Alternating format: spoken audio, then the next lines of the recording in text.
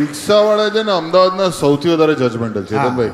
જેવા તમે કાલુપુર સ્ટેશન ઉતરો અને તમે બહાર નીકળો તો બધા રિક્ષાવાળો ઘેરીને રાખે. હા ખબર નહીં. અને પછી આમ કોઈ સારા ઘરનો વ્યક્તિ આમ દીપ જેવો મસ્ત ચીકણો દેખાતો હતો કે સેટેલાઇટ જજીસ બંગલો આવો. મારા જેવો આવે તો ગુલભાઈ ટેકરા પેલી બાજુથી.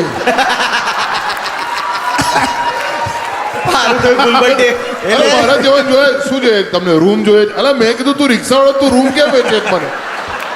હજુ તમને કેવું લાગે છે કે આ ડાચન રૂમ જોઈએ છે? ગુલભાઈ ટેકરા બોલ્યા ત્યાં લગી ઠીક, ગોતા ગોતા બોલ દીધો, તમને ગોતે ચડી ગયો. તો રિક્ષાવાળાનું કમિશન બને છે ભાઈ.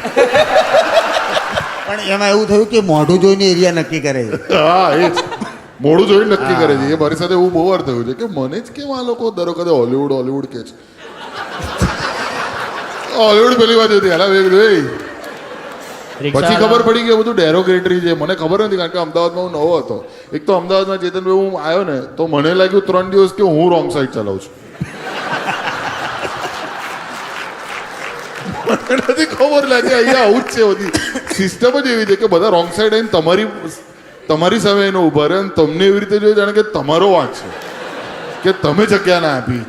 વડોદરામાં આને જે ઉલટું છે પણ હા વડોદરામાં તમે ગમે એટલી સ્પીડમાં જતા હો તમારી બાજુવાળો તમને જવા દે કે જાઓ જાઓ જાઓ.